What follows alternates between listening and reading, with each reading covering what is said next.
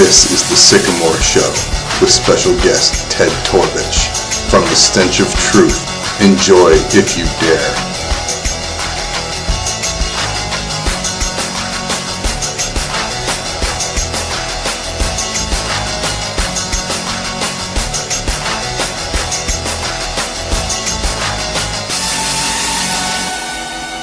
Hey, I'm Scott Sycamore. This is my show, okay? And we're here. I'm honored to welcome Ted Torbich on. He's a radio host. His show is called The Stench of Truth. I love that name. He's on Inception Radio Network. I also love that name. And he made some time for us, for all of us, so we can share. Hello, Ted. What's up, man? Hi, Scott. How are you? I'm doing good. I'm very pleased that you asked me to come on and do an interview for your show. I'm always happy to accommodate people who come forward and want to know a little bit about me or my background and things of that nature. So I'm happy to be here. Great. It's just a circle that feeds itself of goodness, and I'm glad to be a part of it. Yes, I always find it amazing that you could just reach out to people nowadays through this online matrix and do this, It's just really cool. So you mentioned your background and who you are. That was the first thing I wanted to ask you about, which is what was your life like previously, and what got you into this whole truther culture, and what was the breaking point? To walk us through that. Well, geez, that's a good question. I've always been, I'd say probably for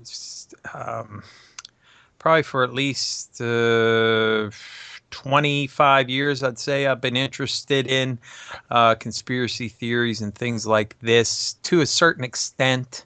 I'd read the occasional book about them and do a little bit of research like that, So I had a little bit of background in it, but I never really pursued it to any great degree.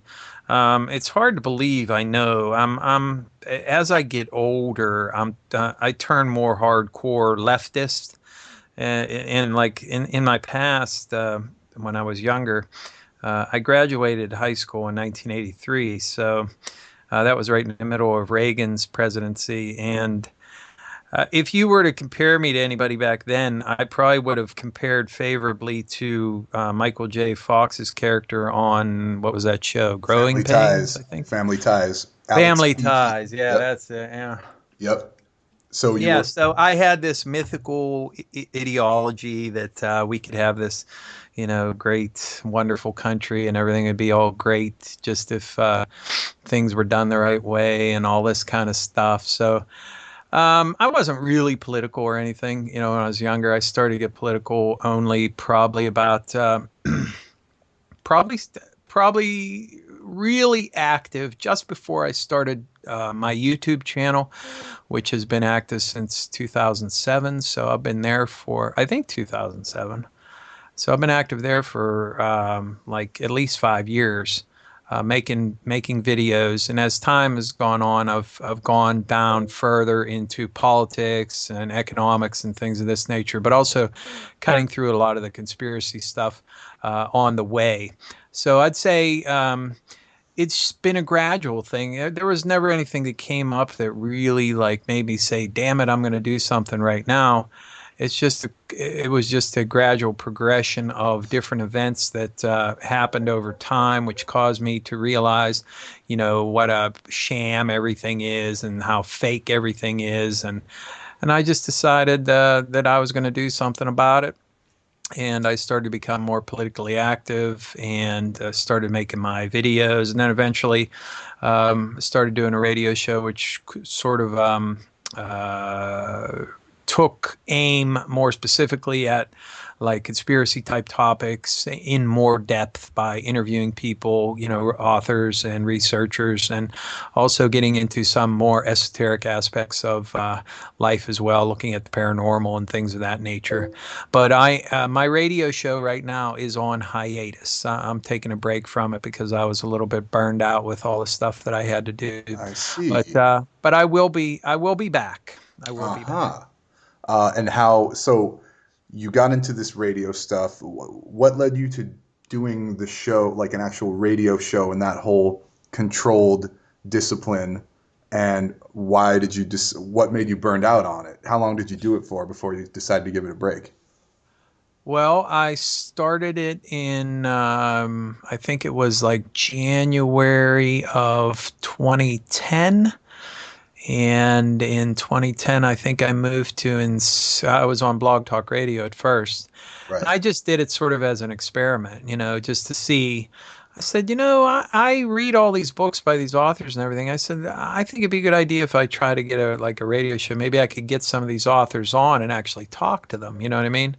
Yes. And that way I could flesh out some of the ideas that they present in their books. And that's sort of the way it went. And as it went, then I moved to Inception Radio and, just kept on with it. And it was a weekly show. It'll probably go back to being weekly as well. It was just, I mean, in like the past couple months, I've had a lot of things going on in my life and just been really, really busy and haven't had a lot of time to just unwind. And setting up a radio show, as you got to schedule things in advance. And my show was live, so I had to have everything prepared, prior to the show going, and I had to be ready. I had to schedule people in advance. So, there's a lot of things that you have to take into account that eat up a lot of time in little pieces here and there. So I just said, I think if I just take a break from the radio for a while, I don't need to worry about, finding guests and scheduling things and doing all that kind of stuff. And it's lessened my stress for right now. So I think that, if I take maybe a month or two off or whatever, I can come back and I can be more fresh, and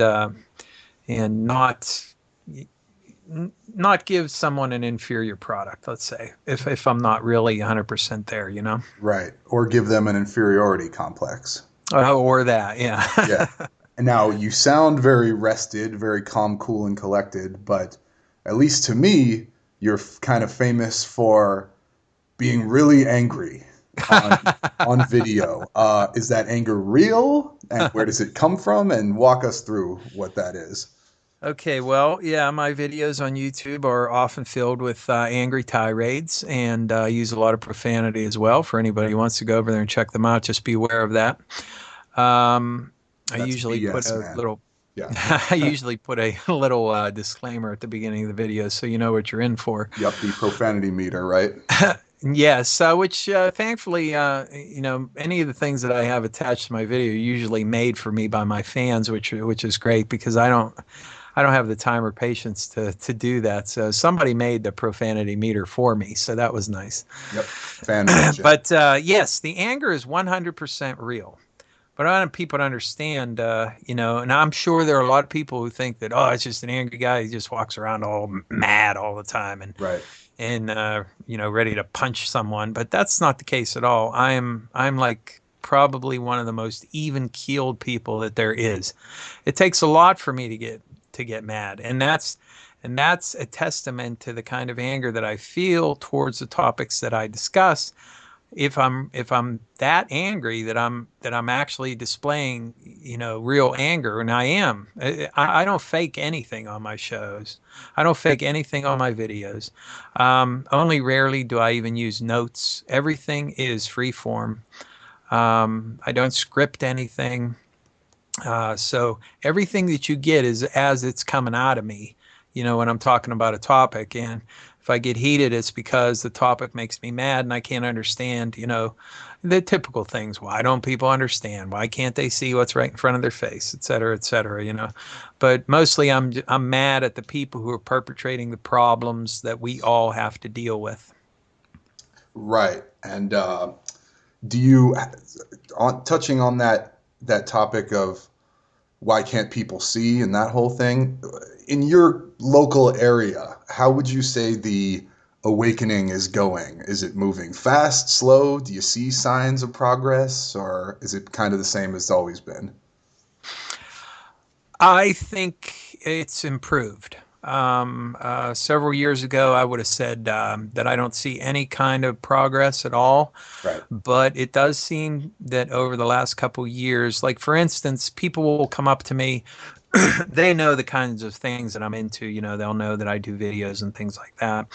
And people will come up to me, people that I never would have suspected held similar beliefs or would voice them, have come up to me and talk to me about issues that, asking me my opinions and having very strong opinions themselves on things. And there is this awakening that is real. And I know that's kind of a cliched thing, Yes. but what else? I mean, what else are you going to call it? I mean, people open their eyes, they see something that's been there all the time. You finally just notice it, and so what's better than to say you're waking up, because really that's pretty much what it is.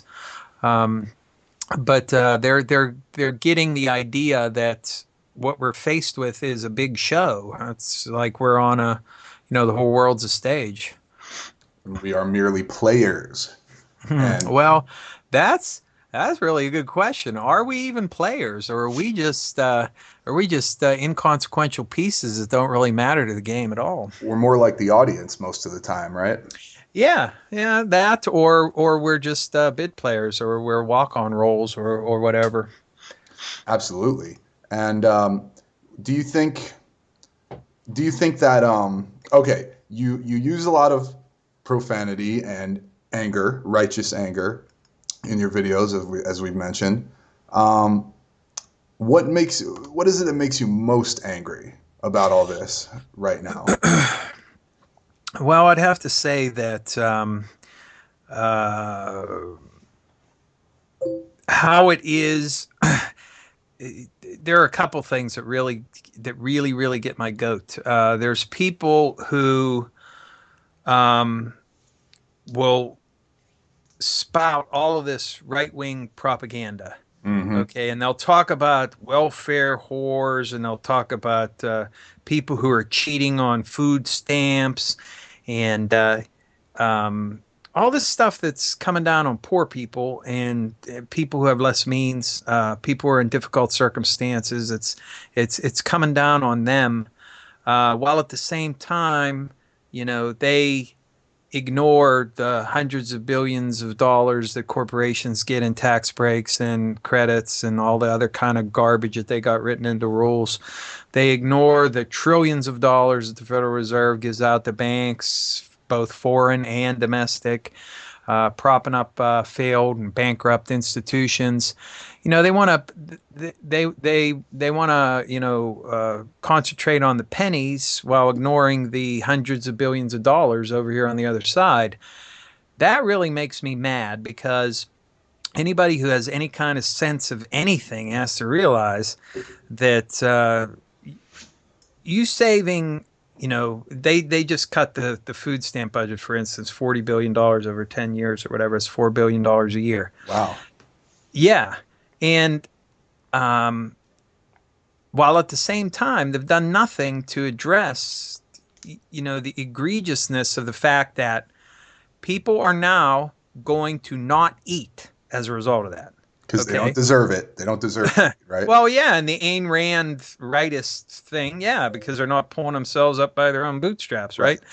Well, yeah, how are you going to reach your boots when you're halfway down in quicksand, right? Hmm. Okay, so and they do nothing to address the other side of this issue, where the rich keep getting richer and richer and richer and richer. And of course, the sham political parade that goes on associated with this is the same. You see the same kind of faces, you see the same rhetoric being poured out all the time, but nobody actually addresses the elephant in the room. A couple issues that are really big is the income inequality, and the fact that, and I'm involved with the Tax Wall Street Party, and Randy Credico is a candidate. He's the first candidate, I think, to run under this banner of Tax Wall Street, and he wants to institute a sales tax on all transactions on Wall Street of 0.5%. That's a half a percent. that he'd used to fund city services. And that's something that I think is real important because Wall Street caused the economic collapse. And not only have they not paid for that, they have avoided all kind of criminal culpability. They've gotten paid for it. Yes, and that was the next point. Yes. Yep. Not only have they not paid for it, they have avoided criminality and criminal prosecution, which there's many of them that should be in prison right now, but they've also received tremendous amounts of money from the Federal Reserve at near zero interest rate, which is it's just a joke. It's a joke. It's so horribly awful of a joke that if someone is presented with that, I mean, maybe it's just too much. It's too far for them to understand how things have gotten in this country, and that might be why some people just refuse to look at it and recognize it. But it's just so blatant and egregious now that you can't ignore it.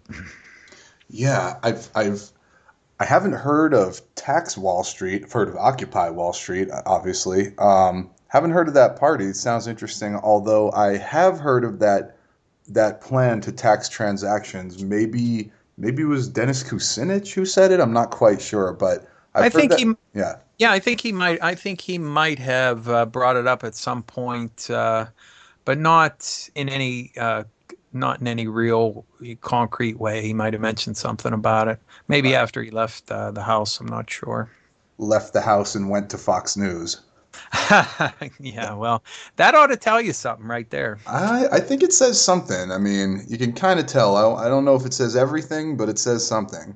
It does say something. Yeah. Now, to continue with that, you're definitely one of these people that's pretty harsh on some of the more well-known alternative media figures. Oh, you must be talking about Alex Jones. Oh, is that the guy? I don't even know names. Yeah.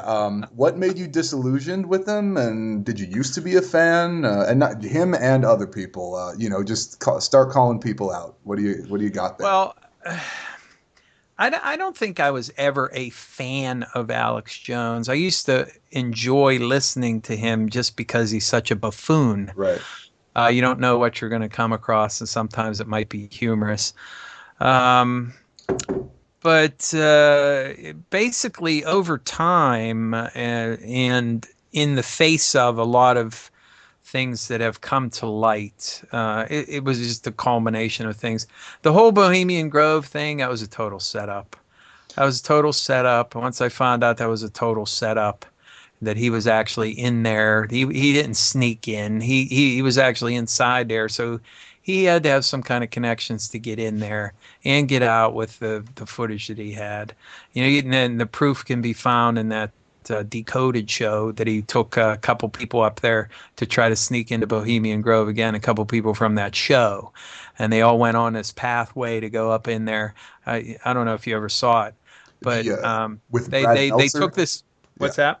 Decoded with Brad Meltzer. Yes. Mm-hmm. I haven't seen it, but yeah, I know of it.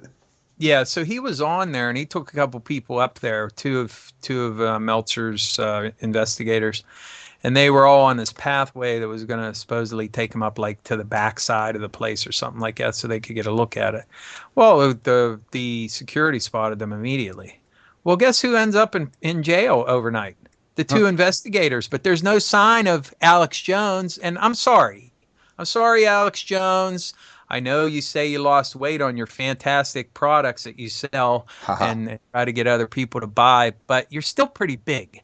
And I don't think a security guy is going to miss you hiding behind a bush, So where the heck were you? He's got the camouflage of truth. Yeah, right. Yeah, I mean, go ahead.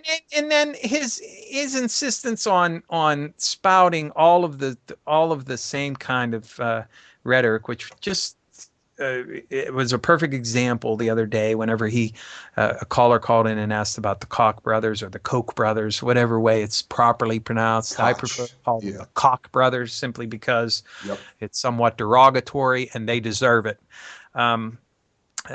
He says they're apolitical, which is complete garbage. Oh yeah, And right. and he he says that they're just doing what they can to try to preserve their wealth from this evil commie government. But then he points out George Soros, who is a neoliberal uh, uh, influential globalist guy, and says, "Oh, Mhm. that guy's evil devil." Okay, well, yeah, George Soros is an evil devil, and neoliberalism is just as bad as neoconservatism because basically it's all going to boil down to the same thing in the end. So to say that one is acceptable and the other isn't, I mean, he just blows his whole whatever it is he's trying to make for himself out of the water. And I can't understand how people can't see that he's hawking a John Birch Society, anti-communist, far right-wing agenda that has as its focus the same kind of thing that George Soros and the neoliberals do, and that is this sort of like global free trade zones with everybody is basically on the same level, and all the jobs eventually just keep moving to the lowest paid place around the world until they eventually stop, at some, island out in the middle of the Pacific or something like that, where you're going to get your work done because they're going to work the cheapest. And the same benefactors that he talks about, like the Koch brothers, are pursuing that exact same agenda. And he calls the one guy, Satan incarnate for doing it, and the Koch brothers are just, trying to get along in life. Yeah, it's not getting at the real issue, which you mentioned, which is vast income inequality, vast corruption, and just not a level playing field in the slightest. They're trying to talk about America and making your own money and all this stuff and getting rich, but the whole point is that it's harder to do that than ever. They're making it not even possible. They're shitting and pissing on the American dream. And yeah, what you're saying is, it's only the government. It's literally people with a government title. That's the only people that could do bad stuff, right? Well, yeah, that's another thing too. If you parse out what he says, if you Right. parse out what he says, and you take it down to its most basic form, no matter what he talks about, no matter what it is, no matter what issue he has, it always comes down to the government is bad. Right. And this is part of this neo-Confederate agenda where they want to have this incredibly weak federal government, if at all. I'm sure many of them would be happy to see it go completely. It's incredibly weak federal government, and then have the states pretty much do whatever they want. And being that they have the quote unquote free market as their god, which is capable of doing everything, uh, Yes. no matter what it is, the free market can do it just by magic. Then every state can have whatever rules they want. And there would be nothing to stop, say, a state from adopting indentured servitude to pay off debts, or outright slavery for that matter. And this would be perfectly acceptable to people like the Koch brothers, because guess where they're going to move their plant? They're going to move their plant to a place that now allows slavery, Right there. or a Yep. place allows indentured servitude. That way they don't have to pay people anything to make their products. And see, that's the kind of ideology that is at the end of all of his stuff. It's going to come down to that. Right. So let's break up the country. Let's destroy the federal government. And I'm not an apologist for the federal government. The Obama administration, the whole federal government is embroiled and controlled mostly by big money interests around the world, and by a globalist clique that wants to make these free trade zones everywhere, so that they can continuously move. And it's all for corporate benefit, because the only thing that ends up happening is, they shut down factories someplace and they open them up someplace else. And jobs are lost. People are thrown out of their homes, have their homes stolen, et cetera, et cetera. And that's the same thing that would happen in this country if this neo-Confederate crap comes through. You're going to have states competing with each other even more than they do now, where you have corporations shopping around where they want to put their headquarters or something like that. And if state A gives them a better deal than state B, then they're going there. And that's garbage.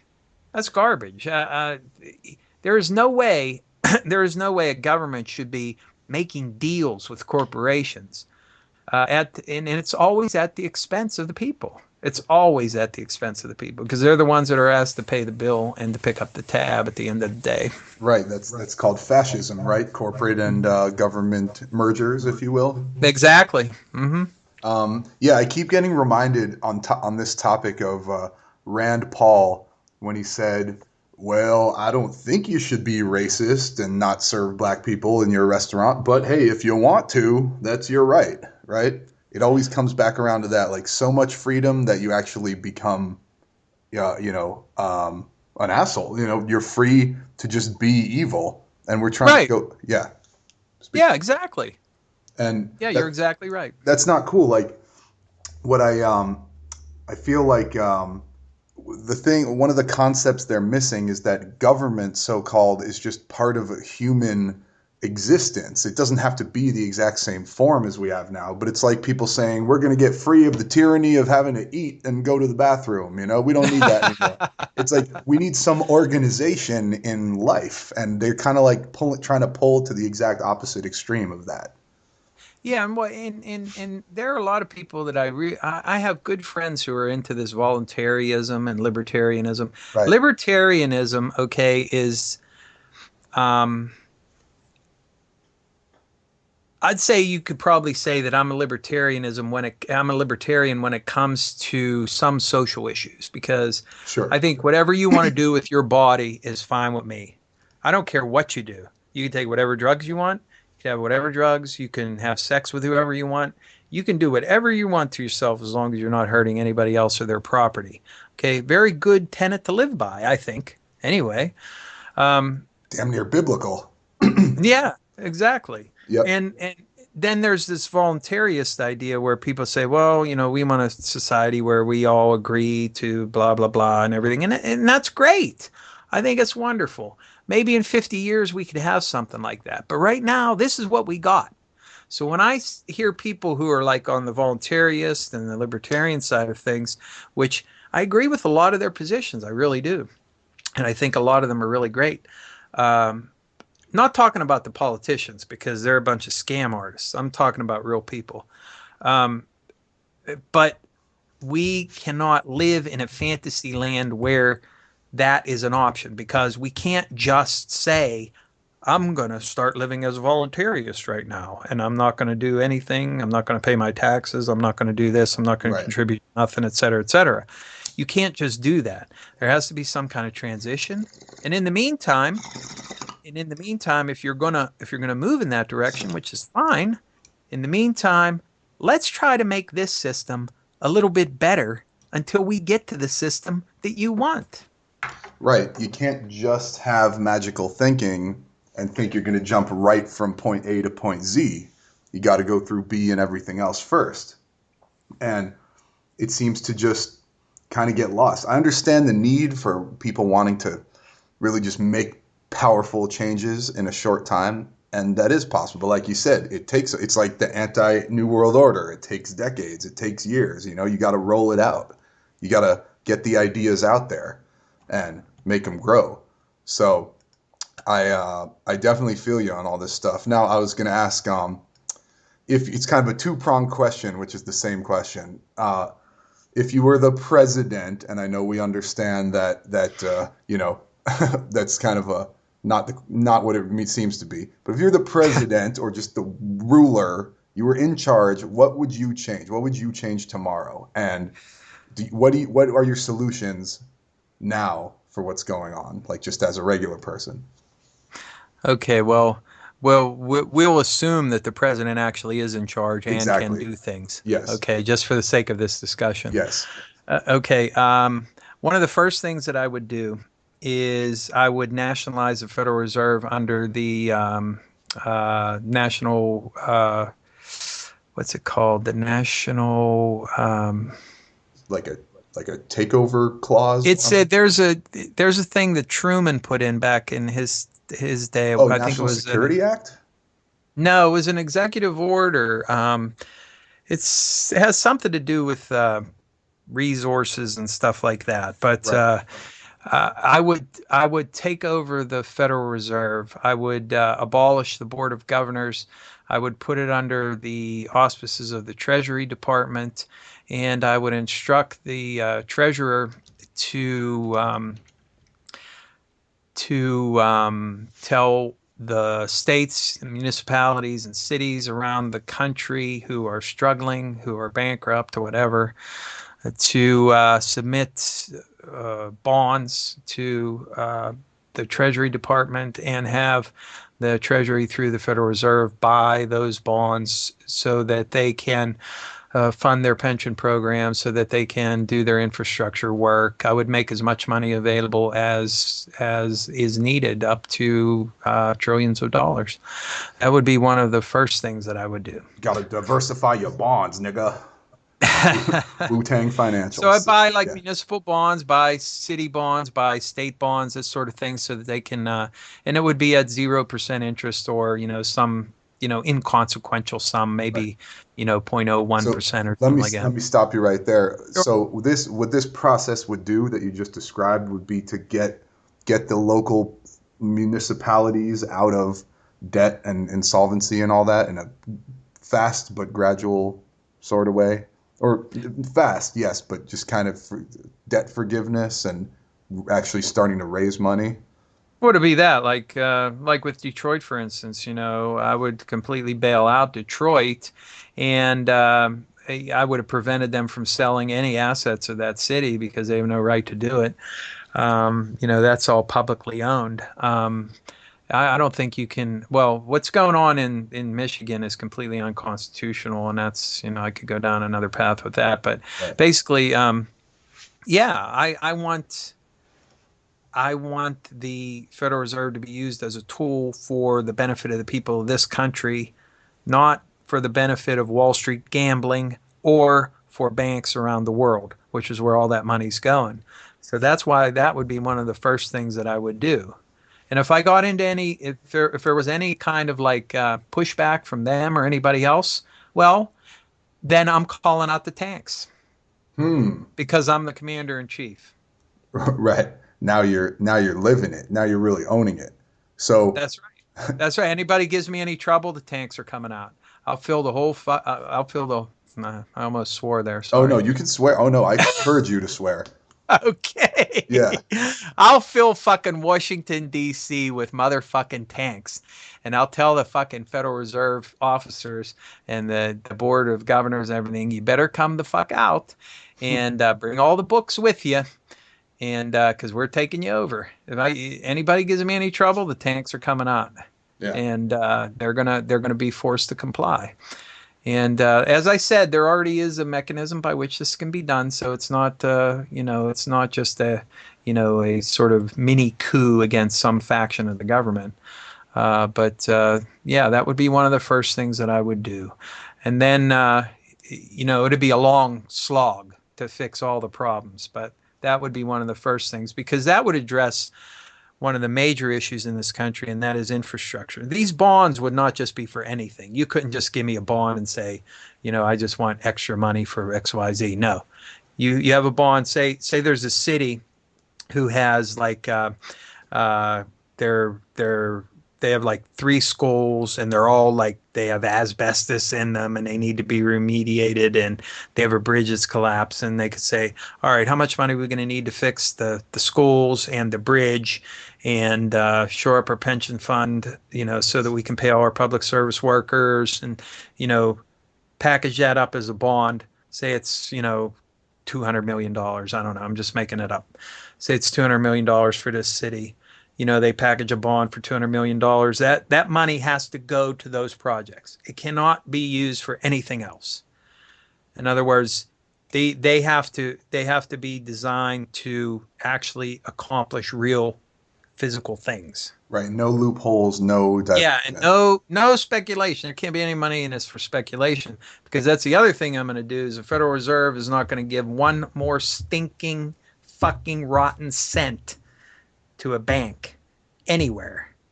Right. That's really interbank lending. I mean, they are a bank unto themselves, sort of, right? Yeah, yeah, and then they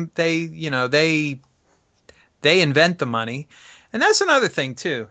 A lot of people talk about fiat currency and say, "Oh, fiat currency terrible. We need a gold standard." No, we don't. Right. You don't need a gold standard. No, very archaic. You don't need any. Fiat money is perfectly fine. Just because it doesn't have anything physical, tangible backing it, we have the dollar. We are still the number one military country in the entire world. Who's gonna knock us off? Yeah, Who's gonna knock us off? it's fine to have gold as an investment Yeah, mineral, but I agree. to tie the digital futuristic economy to it seems a little backwards, right? Yeah, it's absurd. Plus, there's a limiting factor too. If gold is Yes. your reserve, you can only have so much money in circulation, Right. and in order to put more money into circulation, you have to have more gold. So there's going to come a point where you're going to run out of the ability to produce more money in a system where more money is needed as things grow, as wealth is built up, as everything progresses. The money supply is going to have to increase. And you can only increase the money supply so far when you have it backed by something like gold.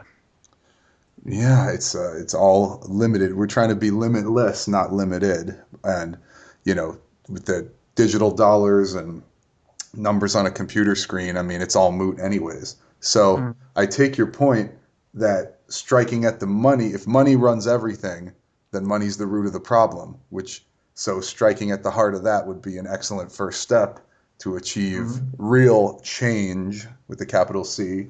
I was going to ask, so I asked you what you would do if you were in charge.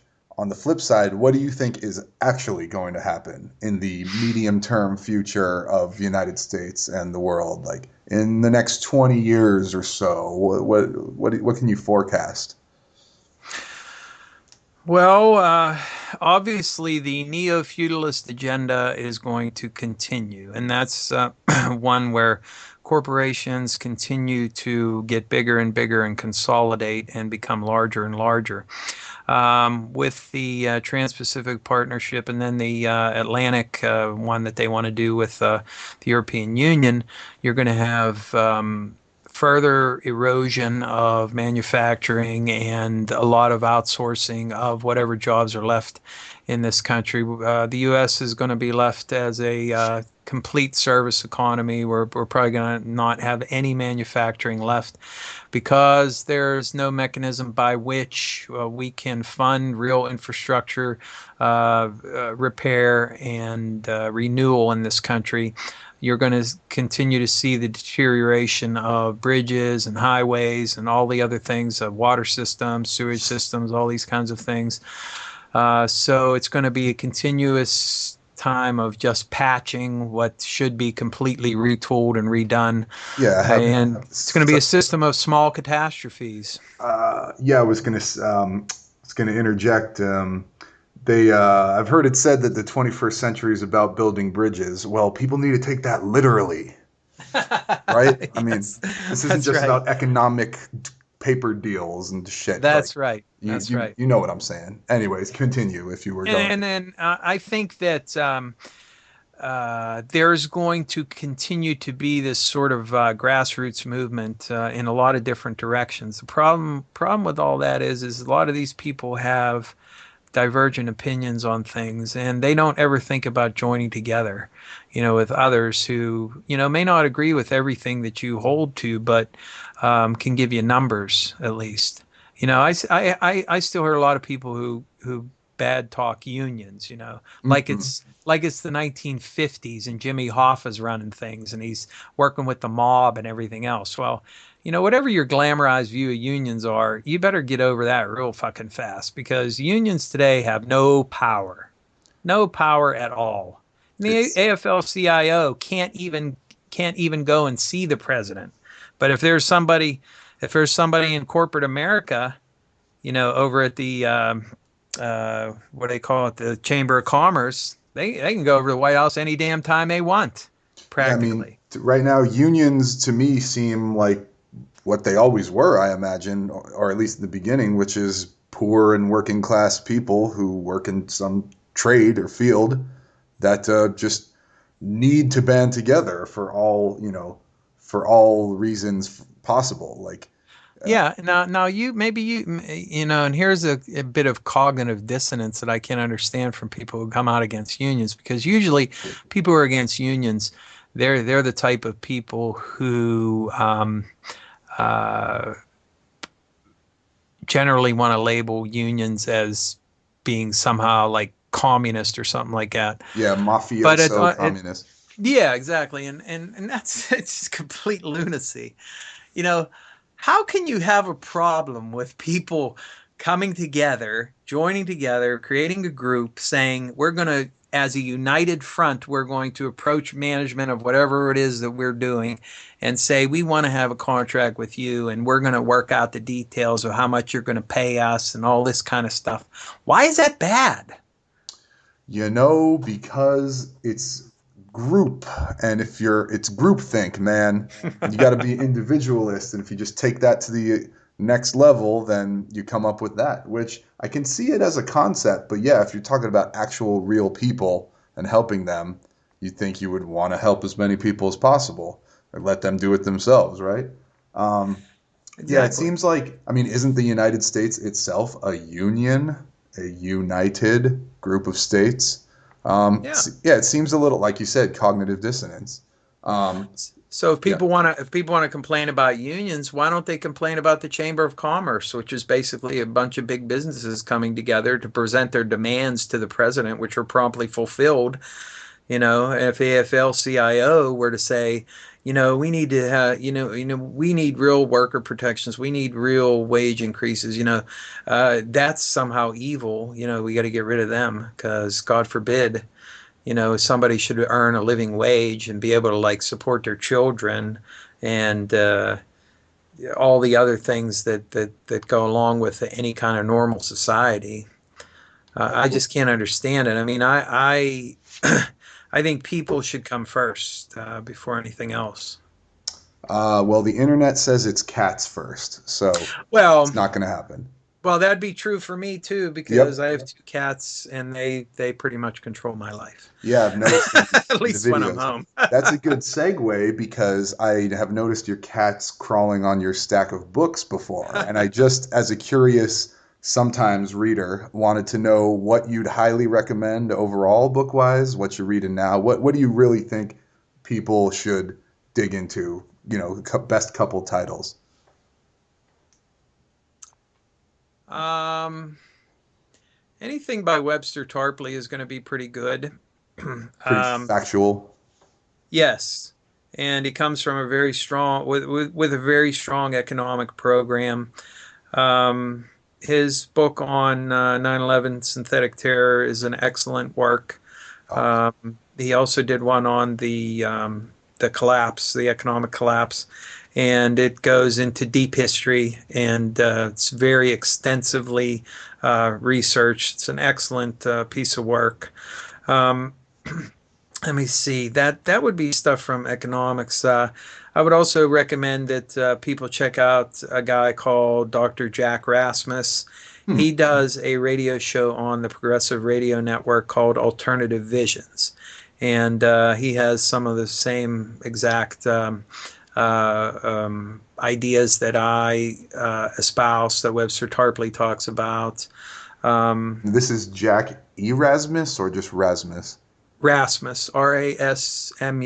Yeah. Wow. So, Yeah, if you do a Google search for him, you can find him. yeah, I had never heard of him. Good Yeah, call. Someone I haven't heard of. he's really good. You should listen to his radio show. It's Uh, excellent. so these are examples of people that you would trust within the movement, so called. They do Yeah, exist. because the reason why is because they're actually trying to do something to bring about good results. Uh, Jack Rasmus has his radio show. He interviews people. He talks about real solutions to issues instead of, ginning up fear like most of the other talk radio people do. And same thing with Webster Tarpley. He's involved with the Tax Wall Street Party. He's putting his name behind that. He's trying to get it out there, to give Randy Credico a chance up in New York when he's running in November for mayor. And so he has somebody on from the party every week to talk about progress and what's going on with the campaign and everything like that. So he's actually involved in some of these other things to try and get things going. Another good place is Black Agenda Report. And the reason why I like to check with them is that they're a very far leftist black group. And the African American or black community in this country has been savaged under the Obama administration. Absolutely savaged. They said it would happen, right? Yeah, it's been worse under Obama. It's been under the previous 3 presidents for the African American community in this country. Right. And I like to further voices that will resonate more with the African American community coming from them, as Black Agenda Report does, and trying to get people to understand that Obama is nothing but a wolf in sheep's clothing, and his administration is not doing anything to benefit them. Yeah, the first black president actually invaded Africa, right, in the form yes. of Libya and probably some other stuff I'm forgetting in the moment. But yeah, there's been a lot of action around there. And more, and black unemployment is through the roof. Young black men, I think the unemployment rate for young black men is something like 56%. Yep. Yeah, there's some tough numbers out there. And then there's the whole prison industrial complex too. If I were emperor for the day, that'd be another thing I'd tackle. Oh yeah, that's a big one. So your biggest theme is being solutions based is really the trick. I try, and sometimes I get caught up in a little bit of what's going on, and fun stuff. Yeah. So it might come across as being, somewhat fearful to people, but I try to leave people at the end with a positive note as best I can, and to let people know that nothing is ever set in stone, because even the rulers of the world, they can't plan for everything. They can't have a contingency for every problem. They're still human, in your opinion, right? Yes. Now, that leads us, I know we're getting to the end here, we're running out of time, but that sort of leads me to the last thing I wanted to ask you about, which is you, in the realm of more metaphysical, esoteric side of the conspiracy or truth or what have you, what do you think is real and what do you think is bullshit, and succinctly? Well, I'll say this. The people who run the world are people. They're not reptilian not lizards, overlords. damn it. Okay. I was really banking on that. Okay. However, I do think that there is a very real paranormal reality which exists right with us, even as we are speaking right now. We can't normally see it or interact with it, but it's there. And I think that there are negative influences from that realm which could possibly be influencing ours in large ways. I don't have proof of that.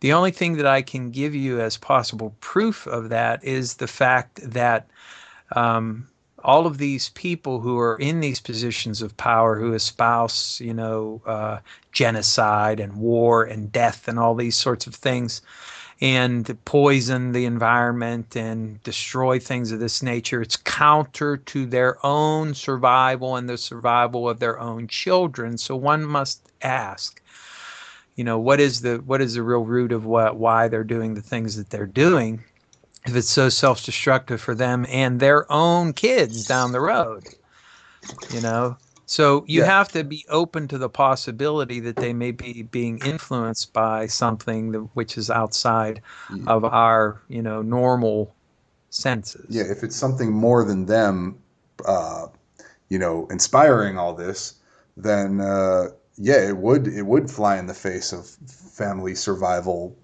desire, or even your Sure, own because survival. well, if you let's say if you had influence X, which wanted to just destroy the fucking Earth Right. for whatever reason, it doesn't even matter for what reason. Just say that's their goal. We just strip mine everything out of the Earth and just leave it Yep. a Swiss cheese Hulk Yeah. with Mine the no gold. life left on it. Yeah. Then of course the people who are running everything, they're going to continue shoveling radioactive waste all over the place and dumping it from Fukushima into the ocean, and blowing stuff up and murdering people willy-nilly all around the world, drone bombing everywhere and all this kind of stuff, because they're operating under a different agenda. Yeah. I mean, and that will continue to be exposed and play out in the real world. And we're going to be following it, which is nice. We're going to be bringing it to you. So I guess we're coming to the end now. Just anything final words you have to say, or we want to pitch. It's your field. It's your court right now. Well, I would say this, that I think that people really need to get back to just common sense stuff. When you look at things logically and rationally, and that's another thing, you need to have some logic. You need to have some rationality about things. You can't fly off the handle whenever you find something and think, "Oh my God, it's the smoking gun for everything." Be like Alex Jones. I have the paper right here. I discovered this secret government program 98 years ago when I wasn't even a sperm yet. Haha. That's the usual kind of thing from him. I talked about this 95 years ago. The first one. The first Yeah. one. Yep. Yeah, so, don't, when you read something, don't get all like, "Oh my God, it's the greatest thing. This explains everything." It probably doesn't. It's probably half garbage. It's probably half lies. So you have to really parse things out to really try to get to understand what's really going on in the world. And you have to also remember that you're human. You have to have your humanity. You have to foster all those things that make us human. And that means you have to foster your compassion. You have to foster your empathy. And that means for people who are suffering, for people who are down, for people who are out of luck, for people who have been robbed, for people who have been systematically abused, to step it up in that direction and say, well, I need to be concerned about humanity. I need to be concerned about my fellows, my family, my friends, the poor, the less fortunate, and all this kind of stuff. What are ways that I can actually help in that regard? Help out your neighbors, help out your friends when they need help, do things for your family, that kind of stuff. Organize something in your neighborhood, get all your neighbors together, get to know each other, set up little things that you can do together, build community, and build friendships, and work off of that, and bounce ideas off of each other, and then work on it a little bit as time goes by, and make it work a little better for you. And don't be mired in the doom and gloom, because really it is doomy and gloomy, and you can't hide your head in the sand and say it's not, and just be like, "Oh, airy fairy lights in the sky, blah blah blah, everything's great and wonderful, and the angels are going to come and save us, or some space alien's going to come and save us, or whatever kind of messiah," because you see what you got with your last messiah. Obama was the big messiah, and Obama is nothing but a piece of garbage that you'd want to scrape off the bottom of your shoe. So you can't rely on anybody else to come and save you. You got to start doing things to save yourself and everybody else. So get involved. Yeah, but do not form the George Zimmerman neighborhood watch with your community. I wouldn't recommend it. No, don't do it. All right, it's been great talking to you, Ted. I wish you all the best, and yeah, we'll see you soon. All right, thank you so much, Scott. I really appreciate the opportunity to be here. Yeah, me too. And that's a wrap.